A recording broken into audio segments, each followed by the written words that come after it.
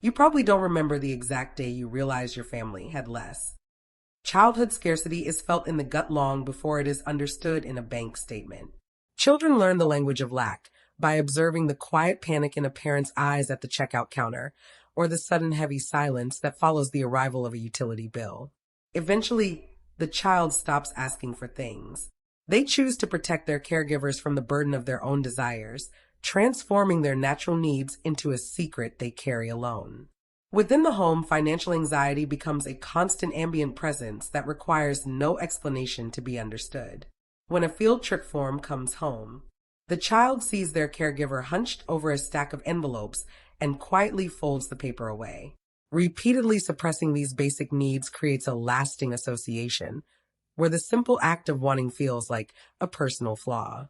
The child internalizes a specific mandate for survival to exist as quietly as possible and avoid the embarrassment of needing what cannot be provided. As the years pass, that early adaptation of silence hardens into a rigid protective shell. In high school, the gap becomes impossible to ignore. They watch their classmates flaunt the visible markers of status while they work to keep their own history hidden. This environment fuels a silent, permanent vow that one day no one will be able to tell they ever went without.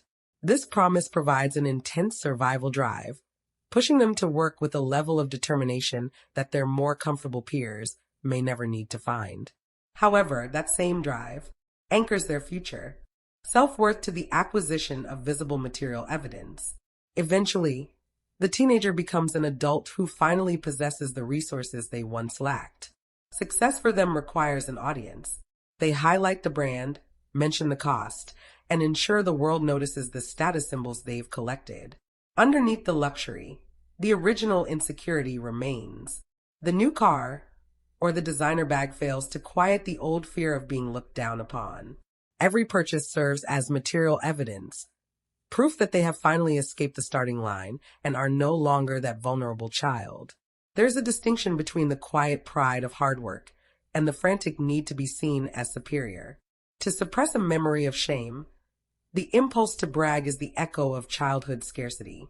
Wearing expensive clothes in a private moment, away from the need to perform for colleagues or friends, the exhaustion of this lifelong defense begins to show the behavioral echoes for a framework. Maps this pattern's evolution. It moves from the child's adaptation of silence into the teenager's automation of constant comparison. Awareness occurs when the adult realizes physical objects are treating an emotional wound money cannot reach. The adult looks at their reflection and recognizes the motive behind the lifestyle. An 8-year-old child still trying to buy their way into safety. Recognizing that distortion begins the shift toward attachment, a state where self-worth stands independent of material proof.